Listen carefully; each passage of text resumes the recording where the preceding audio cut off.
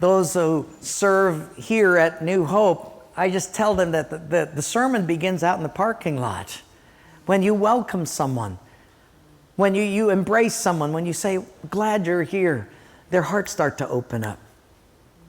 And when they come to Christ, we did it together. We did church as a team. There's a guy, when we first started church in Hawaii, it was set up and take down every week, and the whole thing, because we rented a high school gym, and he was setting up speakers on a Saturday morning, and I came in and I said, hey, what are you doing? He said, I'm setting up speakers. I said, no, you're not. He said, oh, yes, I am, Pastor. I do this every weekend. I said, no, you're not. He said, yes, I am. I said, no, you're not. He looked at me and he said, what am I doing?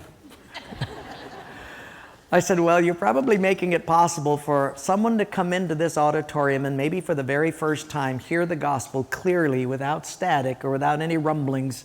And you've taken the time to tune this sound system in such a way that this person hears the gospel clearly, maybe for the first time. And when God touches their heart and they receive Christ, I didn't lead them to Christ. We did together. Thank you. I went up to the children's department, and there's a lady changing a baby's diaper. I said, what are you doing? She said, I'm changing a kid's diaper. I said, no, you're not. She said, oh, yes, I am. I said, no, you're not. She said, then what am I doing here? I said, you know, you're making it possible for a young mother to entrust her child to you with confidence that you'll love that baby just like she loves him. And when she comes into the auditorium, she's free of distraction to hear the gospel, and maybe for the very first time. Because of you, when she receives Christ, I didn't lead her to Christ. We did it together. Just wanted to come and say thank you. And we do church as a team. Do you understand? We're all in this together. None of us can do it alone. But if we do church as a team, we begin to see it.